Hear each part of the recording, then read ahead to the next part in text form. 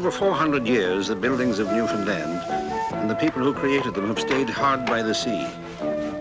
Today, with change taking place faster than ever before, we can see science and technology combine with the artistry and craftsmanship of the past to bring about changes for the better. Changes that belong in Newfoundland. This is the history of our architecture, where we live and play, work and pray. It is our story.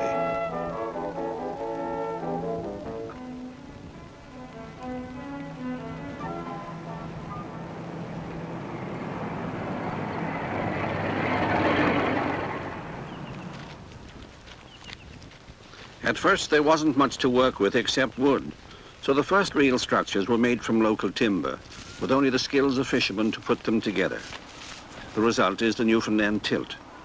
Tilts like this one in Loxton Path Park are temporary dwellings and are probably the oldest built by new arrivals in North America. The roofs were caulked with moss to keep the winds from blowing between the timbers. These first tilts were made by crews who stayed ashore in cruel winter weather to make preparations for the other fishermen's arrival. So the tilts needed heat. But the ventilation was so bad that the tilts often reeked of smoke, and the chimneys were so makeshift that they frequently became part of the fire. Smoking like a tilt is a saying we still use today. The logs are vertical, not horizontal. A primitive and simple way to build, and quite different from the traditional log cabin.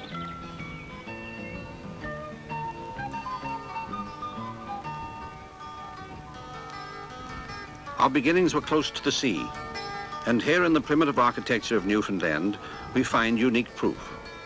This kind of structure from the early 1800s was designed to fill a need. Such design today would be referred to as functional architecture. Our early villages were the first permanent ones because they were the first legal ones. Until then, British merchants had opposed the establishment of any settlements on the island. They grew close to the fishing grounds, regardless of how rocky the shoreline. The fishermen themselves were the architects. They designed these stages and flakes, as well as the homes for their families. They were built close to the water so that other members of the family could help land the fish. Visitors to such villages as Hibbs Cove can see these flakes still in use.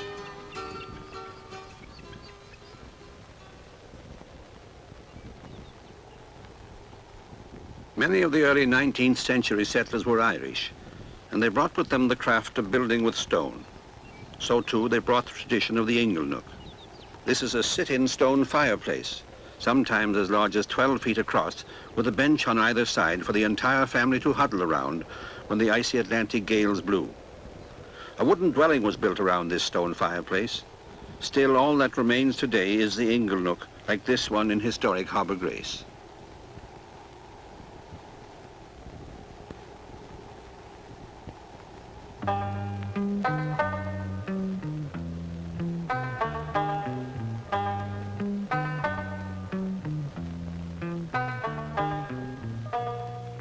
Here's another distinctive Newfoundland shape, the salt box. Little homes like this can be seen dotted along the coastline. They are examples of medieval shelter, the style having been brought over in the 17th century. You can spot the steep pitch of the roof joining the gentler slope of an extension. This is called the linhay, and it was added later to house the animals. The warmth of the animals helped to heat the house in the winter months. Salt boxes are rarely found elsewhere in Canada, but although over 100 years old, there are still many in Newfoundland. Their design is simple, severe, and practical.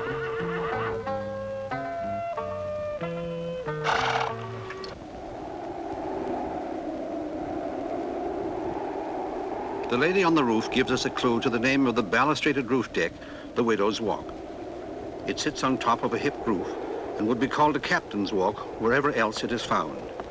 But in Newfoundland, the sea, cruel and sudden, took a heavy toll of lives. In Grand Bank on the Burin Peninsula, you can stand scanning the ocean for homecoming ships from this Widow's Walk.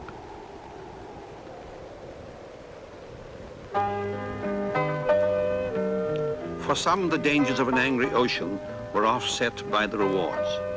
The harvest of fish, whales, and seals was great, and some men lived long and well. These men were the captains. They had challenged the sea and won.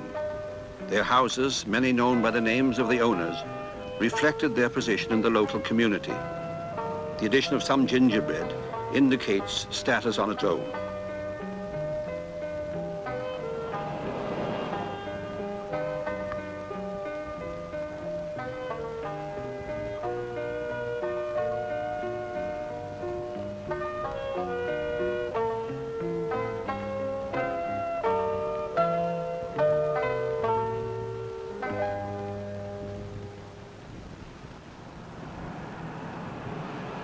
In 1892, the last of several great fires ravaged St. John's. 2/3 of the city was destroyed and 11,000 people were made homeless. Hillside row housing like this resulted because of the great need created by this disaster. This is what gives old St. John's much of its character today. The architectural styles vary from row to row, but the basics are common to all. Wooden homes in a row, each using a minimum of land, a minimum of wood, 3 stories high, with plain and simple facades.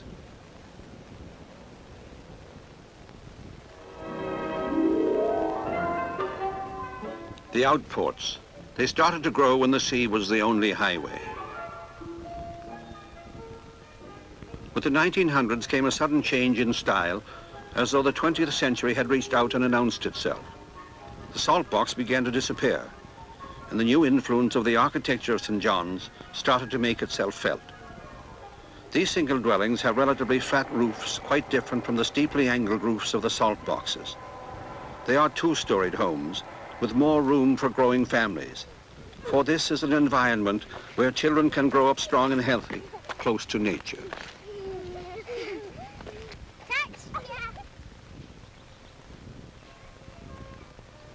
While these simple styles of homes were most common, a few of the wealthier merchants were responding to other influences. They wanted more room, and they wanted style. This home, built originally as a duplex, is a typical turn-of-the-century Victorian one in size and ornamentation. It stands today, much as when it was built, on Kingsbridge Road in the capital. The detail and charm of Victorian architecture remains today in many of the fine old homes of St. John's.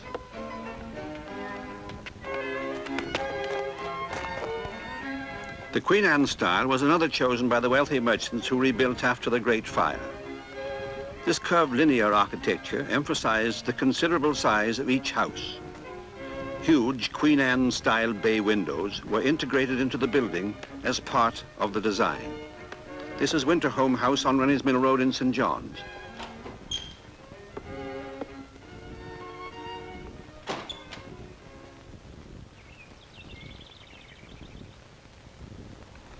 This gatehouse, although small for the style, is indeed Gothic in design. Imaginatively, wood has been used to simulate stone because of its availability. Yet the architecture remains true to style.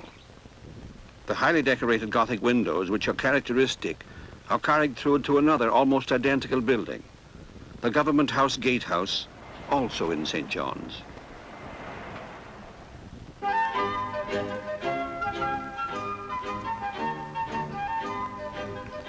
Just west of Cove Road in St. John's stands this typical Scottish dwelling.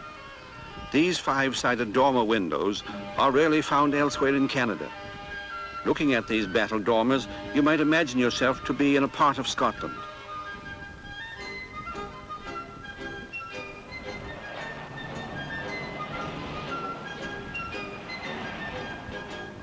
Similarly, the French have left a clear and distinctive mark, primarily through the architecture of Francois Mansart. The Mansart roof can be seen from Placentia to St. John's and is characterized by short, steeply curved sides. The top was originally sloped, but in Newfoundland it is often flat. In 1858, the building firm of Southcote introduced this roof into our architecture, and gradually the style developed. It also included side entrances, dormers and ground-level bay windows. Such style and taste transformed builder Southcote rapidly into architect Southcote. Among the many houses that Southcote was commissioned to build was one for the Rothwell sisters. After long sisterly discussions, they still couldn't seem to reach agreement on how the home should look. One sister preferred Gothic. The other preferred Southcote's own distinctive style. In the end, the firm of Southcote came up with an ingenious solution that combined both designs. Each sister got her own way.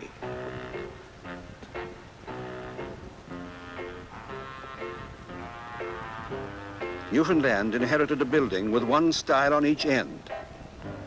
One of the many reasons why today Southcote is the strongest influence of any individual on Newfoundland architecture.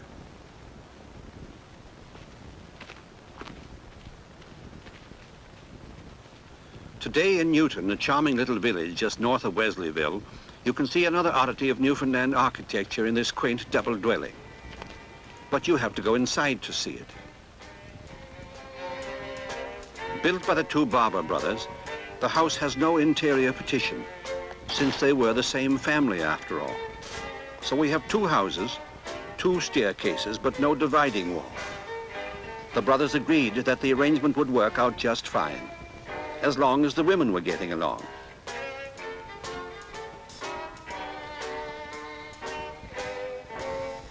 For the 100th anniversary of this house, the Barber family planned to give the old place some electricity.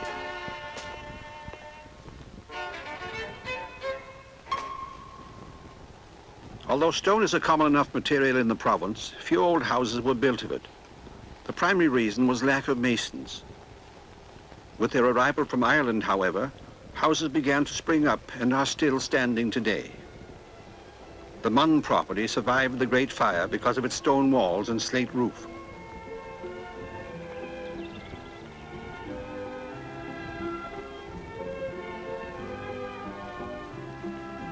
The interior of the house has also been well kept in its original state.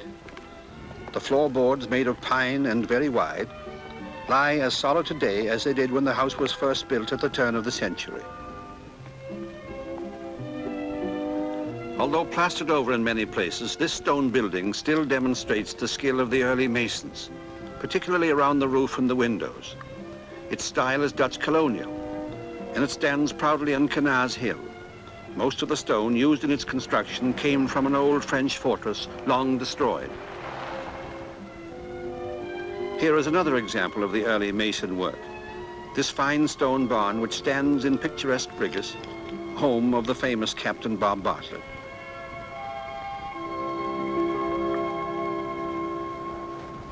Just how well stone stood up against wind and rain, fire and man-made damage is demonstrated by the old courthouse and jail in Harbour Grace. It was built in 1831.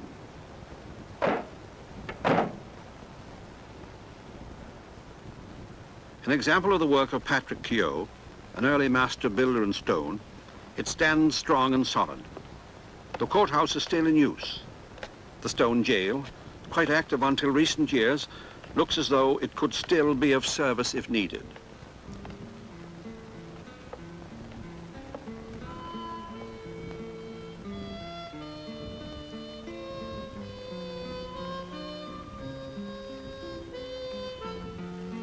The cells have been kept in good repair, and much of the original hardware is still in place. The barred door still closes with as much finality as it ever did. The building is a complete architectural unit since the exercise yard wall is an integral part of the design. This is the former site of the fort of the pirate admiral Peter Easton, the notorious Blackbeard. The custom house, now used as a museum in Harbour Grace, has been faithfully restored in great detail. The building has a saddle roof and beautifully worked trim around the windows and the doors.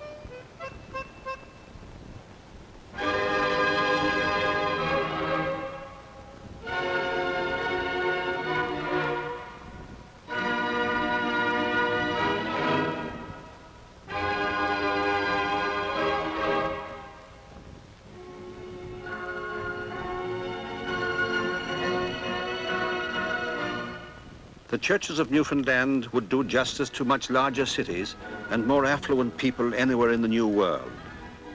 Having been built and maintained through good times and bad, they stand today as tremendous acts of faith for both the clergy and the people of our province.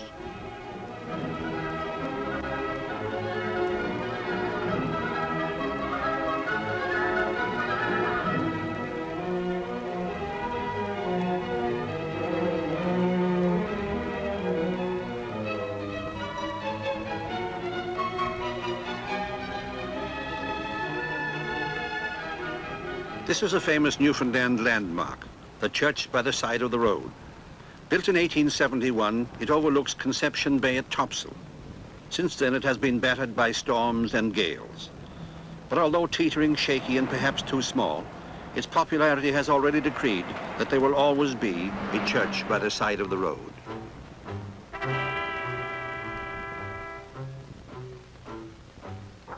Woven through our past were constant wars and struggles for power. So it is not surprising that St. Thomas, as a garrison church, is the oldest in the province. The style is Gothic. It was once a much smaller church than it is today. The great windstorm of 1846 shifted it from its foundations. Stabilizing wings were added, and with them came extra width. The church was also lengthened to give it extra room, and stands as we see it today.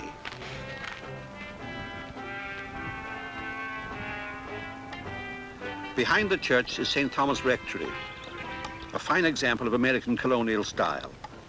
Built in 1801 as a quartermaster's house, it was taken over in 1870 by the church.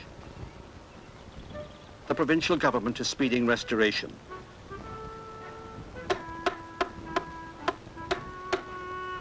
As the outside is being carefully returned to its original state, so are the furnishings being sought in Europe.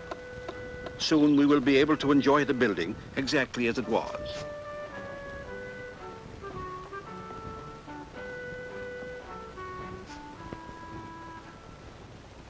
The Basilica of St. John the Baptist is situated on the highest point of the ridge surrounded by the city of St. John's. The stone for the cathedral was brought from Kelly's Island in Conception Bay, and the building was completed in 1850. Today, it is still one of the finest examples of Romanesque architecture in North America.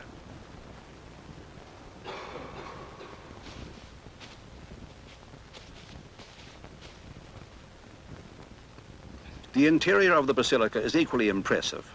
From floor to ceiling, there abounds a wealth of breathtaking decoration.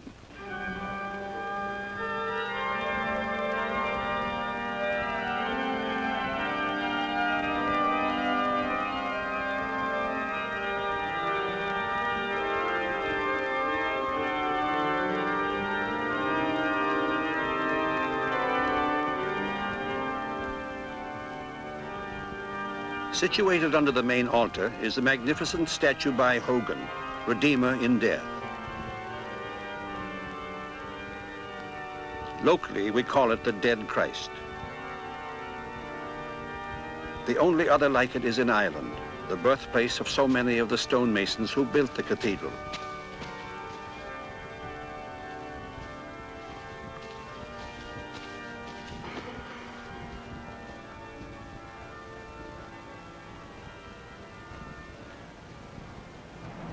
The St. John arch and statue were first erected in 1857, when the arch had a single span.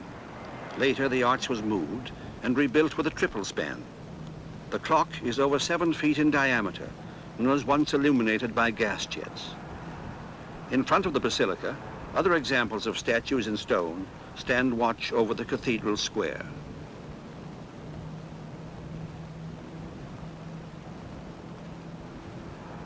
The next building in the square is the Presentation Convent, and inside can be seen one of the most breathtaking works of art in the world.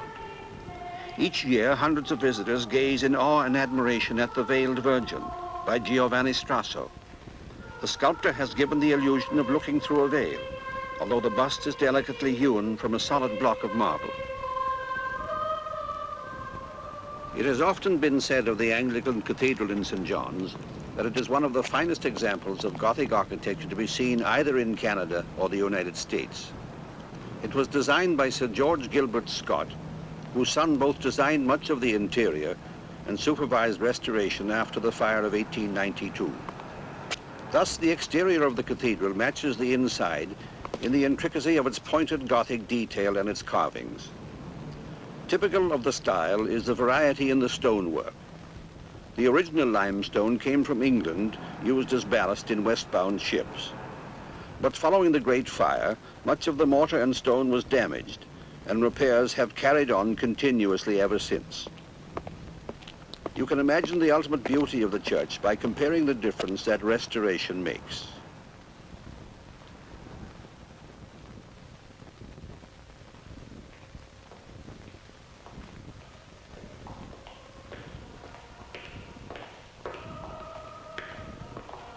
The interior of the Anglican Cathedral is beautifully elaborate.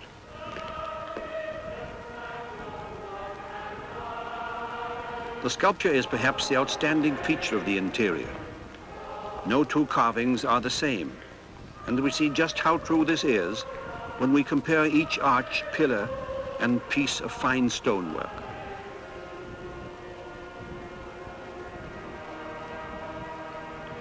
Magnificent stained glass windows, typical of the work of their designers Kemp and Jones, cast a soft golden green light.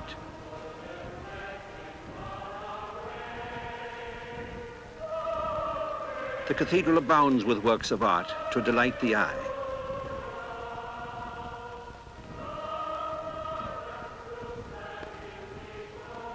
There are some beautiful examples of statuary in the chancel area.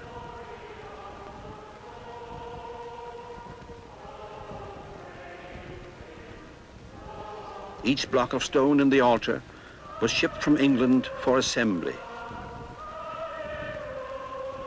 And uniquely, the lectern is chiseled from solid oak in the form of an eagle.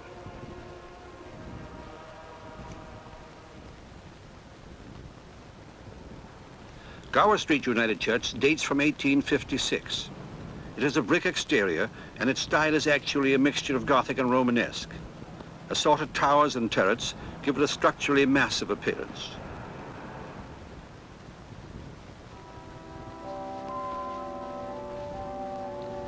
Inside, the church is as solid as a rock, displaying no hint that the once proud steeple has been removed. Behind the minister stands the choir galleries and a mighty pipe organ.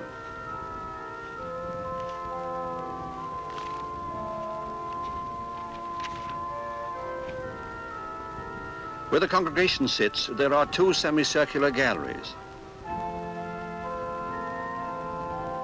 One on a level with the pulpit, and the second near the apex of the ceiling. When the minister delivers his sermon, he does so directly at the congregation, eye to eye, you might say.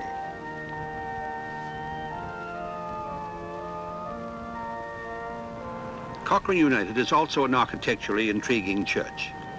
Its style borrows from both early Christian and Byzantine. Both of these styles were developed in sunny climates, and Cochrane looks at its best when the sun is shining upon it. The church has a magnificent view overlooking the entrance to St. John's Harbour. Like so many religious landmarks in our province, it seems to beckon the weary sailor home again.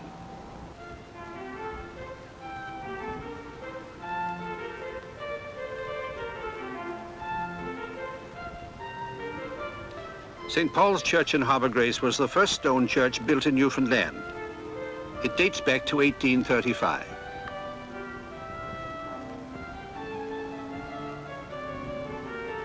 Inside the church, supporting the roof, are the original free-span trestles. The same pine pews are still in use, although the wooden backstabbers that were fixed to the back of the seats to keep the congregation awake during the sermon have been dispensed with. Built to prevent the male members of the congregation sneaking a peek at the ladies' ankles, these chastity boards are now just another reminder of bygone days.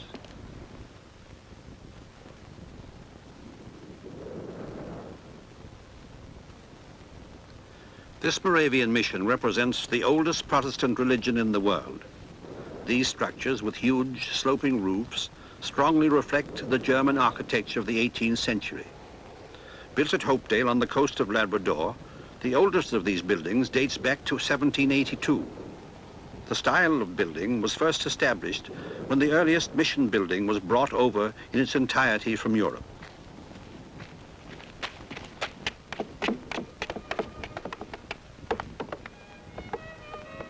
The stark design is carried with great severity into the spotlessly clean interiors of these missions.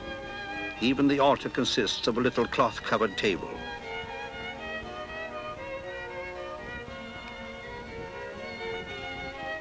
The warmth of the congregation is captured in their love of music. Instruments lie as if waiting to lead the congregation in solemn song.